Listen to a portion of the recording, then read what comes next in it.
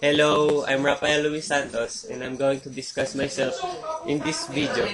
First of all, I want you to check my family background. My father is Alfredo P. Santos, who his job is civil engineer, and my mother is Yvonne Santos, that job is housewife. I have two sisters. My older sister is Alin Monserrat P. Santos and my younger sister is Iana Bettina R. Santos. My hobbies is playing basketball, tennis, badminton, and other things. I love to watch movie. I like to sleep. I like to swim. I like other all.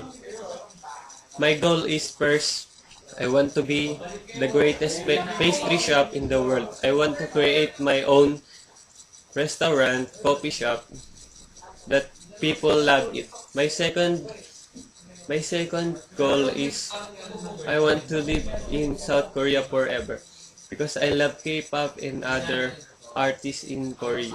My third is I want to marry my crush in Pats College of Aeronautics. She is third year HRM. I know you know it, sir. She rocks. My world, my world rocks because of her. I like her eyes. I like her everything. I like everything about her. Thanks for my best friend Poji Sabalaros, Formanes, and Robert Loganilla to support me.